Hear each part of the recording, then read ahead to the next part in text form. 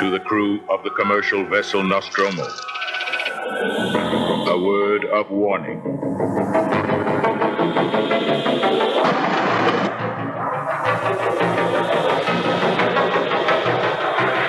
A word of warning.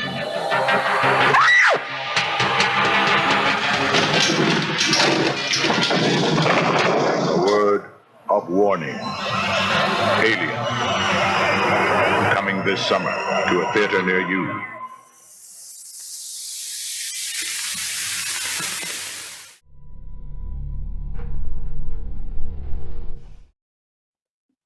Good evening, I am Dick Champion, and that was the trailer for Alien, which is a 1979 science fiction horror film directed by Ridley Scott and written by Dan O'Bannon. The film stars Tom Skerritt, Sigourney Weaver, Veronica Cartwright, Harry Dean Stanton, Ian Holm, John Hurt, and Yafet Koto. Alien opened in a limited release in American theaters on May 25th, 1979. It then had a wide release on June 22nd and will be released in the UK on the 6th of September. It initially received mixed reviews, with some critics, who were not usually favourable towards science fiction, such as Barry Norman on BBC's film series, were positive about the film's merits. Ebert called it one of the scariest old-fashioned space operas I can remember. Seskel agreed that it was scary, but it was basically a haunted house film set in a spaceship, and was not the greatest science fiction film ever made. Now we go over to US correspondent Bobby Weingart to get people's reactions on leaving the cinema. Bobby? Sorry, there's a problem with the video at the moment. Just 1 second.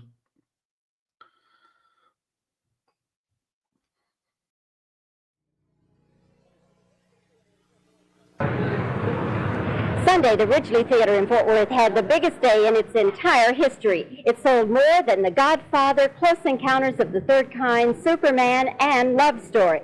But the biggest surprise to theater employees is the number of parents bringing young children to see Alien. Did you know that this was an R-rated movie when you brought him? Yes, we did. Are you sorry you brought him? Yes, I am. Are you glad you saw it? Yeah. Are you sorry, sir, that you brought your son along to see Alien? No, ma'am, I think he should have seen it. It's something that he needs to know, that things like that could happen in life. That could be a true story based on, science. We never know what's going on the outside of the world. Did the movie scare you at all? Yes, ma'am, it did. We take him to see a lot of horror pictures and things like that because we like horror movies. We're horror buffs, I guess. Would you recommend to your little friends who are your age to go see it? No, I wouldn't. According to the National Association of Broadcasters Code, television cannot show you the more violent scenes from Alien.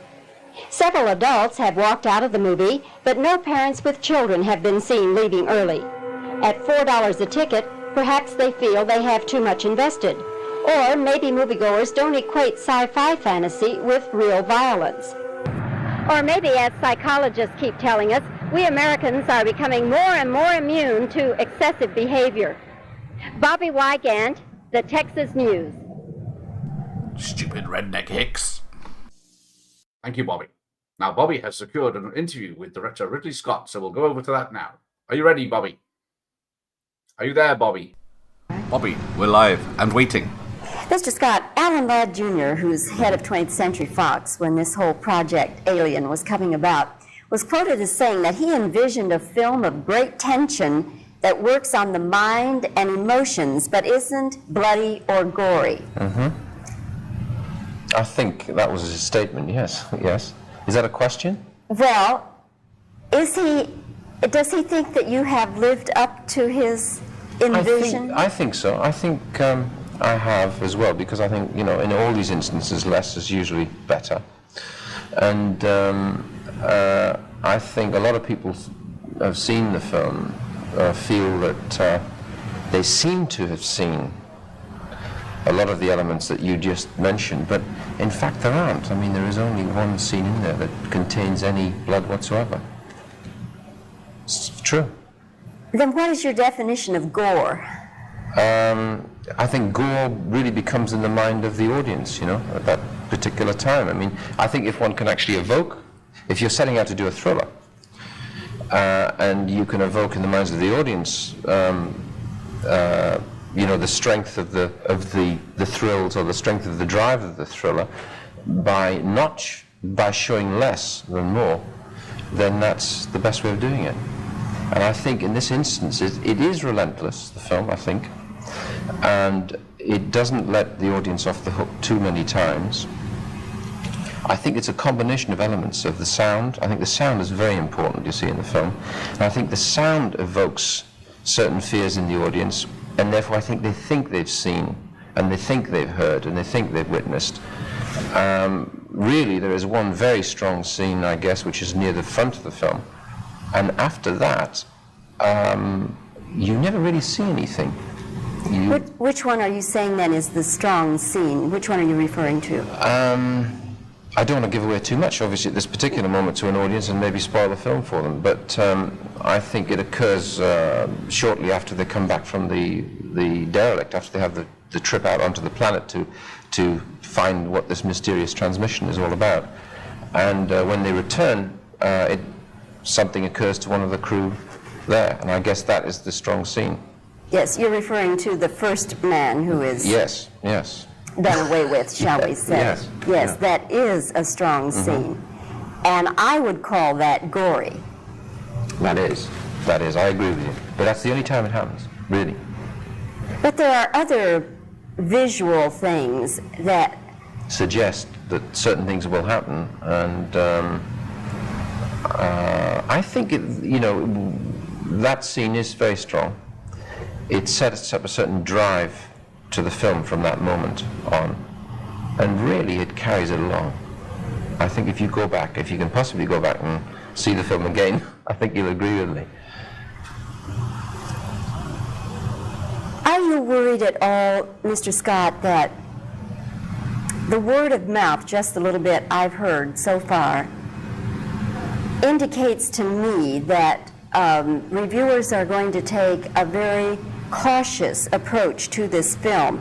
They feel a responsibility to their viewers, their readers, to warn people about this film, because would you agree that the film is not for everyone? Do you know, I've been asked the question several times this morning, really almost contrary to that some of the reviewers who enjoyed the film very much feel that they actually said, do you think that would you like the film to be PG? Because in many instances they believe that a lot of children 15, 16, 17-year-olds are going to be disappointed because they can't go and see it, and because they believe that a lot of the youths, male and female at that particular age group, could actually take it quite easily and enjoy it. Which actually did surprise me, because there are some elements in there which I think one has to be cautious about, like there is a certain element of language at some point which I think is justifiable within the context of the story, and therefore that's the reason why we didn't remove it. And I think it's the feeling, it's the undercurrent in the film that is frightening rather than the specific creature or the specific monster. Besides, I think children can relate to creatures like that, which, if you like, are fantasy rather than reality. They can relate to a shark, and therefore the shark will bring them no nightmares, okay? Not like the hidden murderer or the hatchet killer or whatever, who I think is a reality, is a possibility, and therefore that can bring about nightmares, I think the idea of relating to an animal, which really is what we're talking about, is frightening when you're viewing it, but it doesn't leave nightmares. So my children have seen it. What are their ages? 14 and 11. But you see, I took the 11-year-old when he was 8 to see Jaws. And at one stage I put my hand over his eyes and I thought, oh my God, I shouldn't have brought him. And he prized my fingers off and said, what are you doing, He said, so he just lost his arm, and that was it. And he took it in good faith as a piece of entertainment. They know it's a film. Are you concerned, though, that the film will not have the mass appeal that, say, Star Wars or Close Encounters had? Because those films didn't necessarily, or didn't at all have to have a warning that they could be hazardous to your health. And I think, if I may say so, Mr. Scott, I think that this film could be hazardous to some people's health. I see. That affected you that way? Then? Indeed, indeed. then, I mean, in a sense, that's what the doctor ordered. I mean, we set out to do a thriller, and a month, 2 months, 6 weeks ago, the film was running at about 2 hours and 11 minutes. The film now runs at an hour 57, 58. And I think when it was 11 minutes longer, it was what I would have called too relentless and didn't let anybody off the hook. There are certain elements in there now, I think, that do let a little bit of air into it and allow you to relax occasionally, which I think is terribly important. I think so too. So we did have that, you know, we did have that in mind, and we were being quite responsible about it. Well, Mr. Scott, I must say this. I do think that you are a master of film creativity. I must say that. Thank you very much. In spite of the fact that there are many things about the film that offended me, offended my sensibilities, you are a superb filmmaker, and sir, I give you that. Thank you, Indeed, I do. Thank you. Bobby, crack on. Stay there. I really couldn't Thank you. I couldn't look at certain scenes. I really couldn't. I couldn't take it. I mean, if you can, go back and see it. No, sir. I just voiced that over anyway, so we can just continue talking here. Well, I'm curious about the men who wrote it. You know, they're not here, so we don't have a chance to talk to them. Are they off in a home someplace, or you know? Oh, yeah, they're the two guys who originally wrote the screenplay were Dan O'Bannon and Ron Shusett. And they had written this before I was involved in it. Yeah.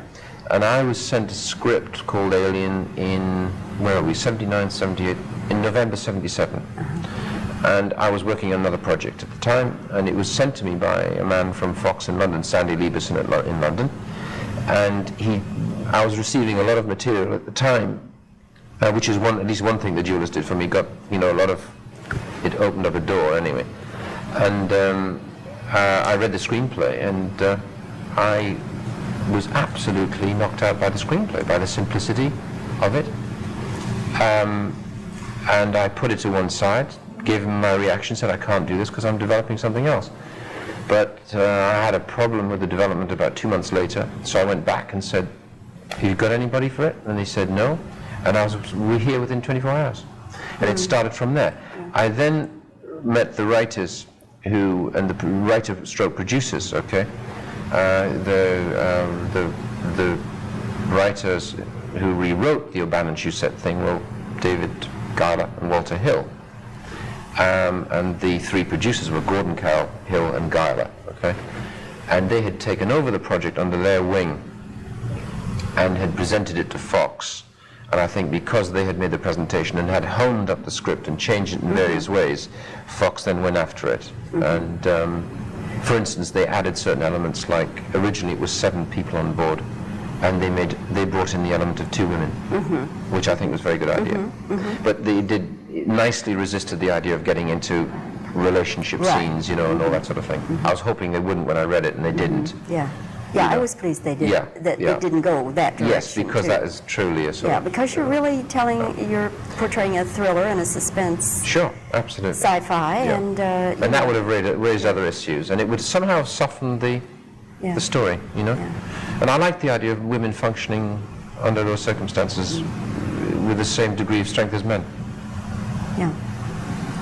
Okay, now the reverse questions. Now we go over to Bobby's interview with the lovely actress Sigourney Weaver. Are you ready for us, Bobby? For God's sakes, woman, get on with it. Sigourney, first of all, I have to welcome you to Texas. It's very nice having you here. I have never seen or heard the name Sigourney. What's the origin of the name? You mean the real origin of the name? Well, I mean, is it an ethnic name, or, you know? I don't know. I think it's Slavic. I know there's a Slavic root that's pronounced, it's often pronounced Sigourney, and there's a Slavic root called Zigeuner, which means gypsy, like the Noel Coward song, Zigeuner. But it's not a family name, so I don't have any specific background on it. Do you have a middle name to go with Sigourney? Well, my real name is Susan Alexandra Weaver, and Sigourney was a name that I started using when I was 14, really as sort of a lark, just one of those things you decide to do when I was at an all-girls school. and everyone called everyone by their last names, and I got tired of being called Weaver, so I just chose it out of an F. Scott Fitzgerald novel. And I never dreamed that it would stick, and yet it did. And it's funny because both my parents have strange names and they don't use them. They chose names too, so it's sort of a family tradition. Yes, your father, we all know, Yes. Sylvester Pat Weaver. Yes, so Pat is not his name, and my mother's real name is Desiree, and she's called Liz. Her acting name is Elizabeth. So, you know, the name business in my family is just, there's no logic to it. So. Sigourney, in making Alien, was it as terrifying for you, the actress, as it is for those of us in the audience watching? Ridley is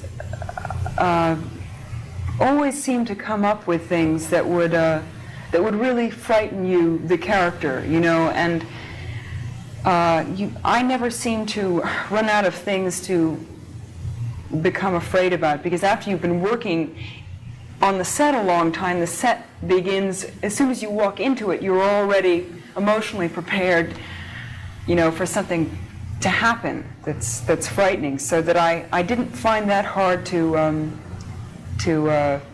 keep going, actually. And there were often things that really did frighten me, you know. I mean, the special effects were so good, and that you never had to wait for them, and you never saw, you know, that it was actually made of, you know, sticks and stones or something. Everything really worked and was convincing, so that helped the actors tremendously in keeping that illusion going of being terrified. Sigourney, this is your first film. Your background is mainly New York stage, right? Yes. Okay.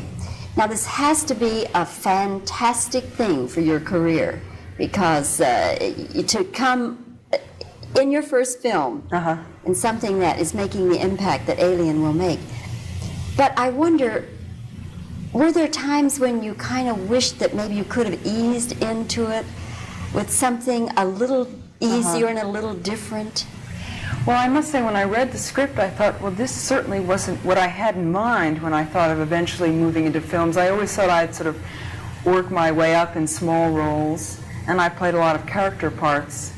I've never played a heroine, you know, and so I didn't play her that way. I mean, I didn't mean to, you know, I didn't get out my heroine book and go through it or anything. I had a different idea of what would happen. But once I started to do it, it's hard for an actor because it's a very technical film, and the relationships are not the focus of the movie. The relationships have to be understood and they have to be played, but through the action of the film. That was very challenging. I really had so much to do to think about that I didn't think about,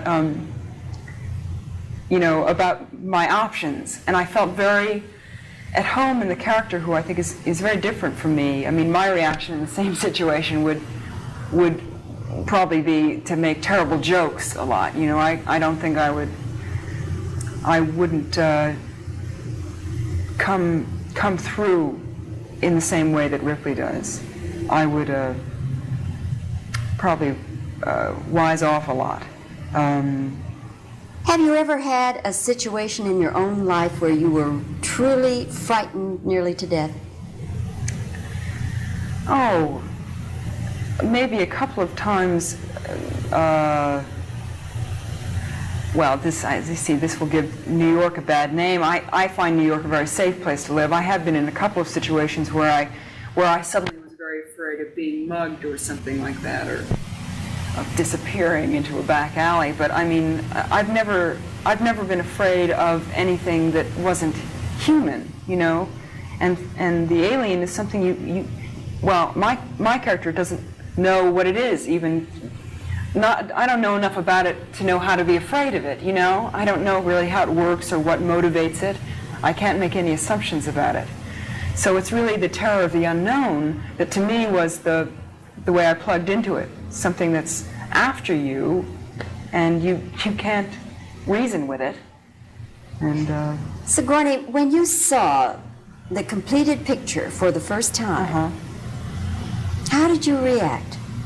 Well, that was quite recently, and I've only seen it once. And I felt the picture was awesome.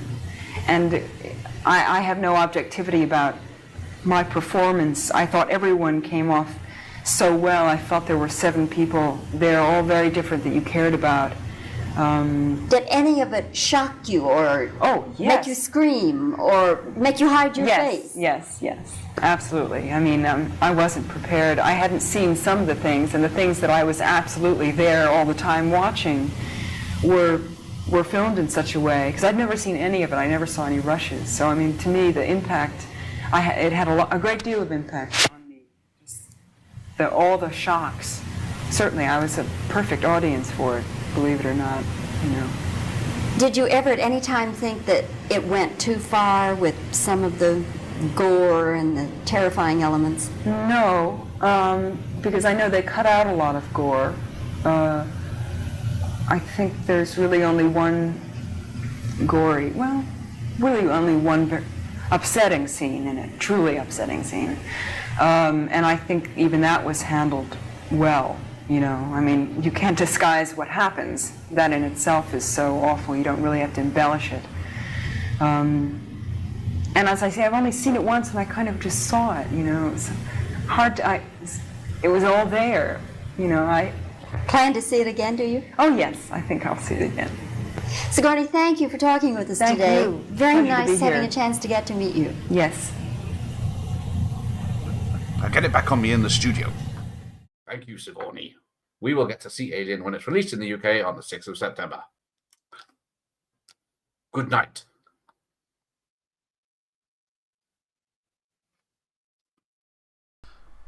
Bugger.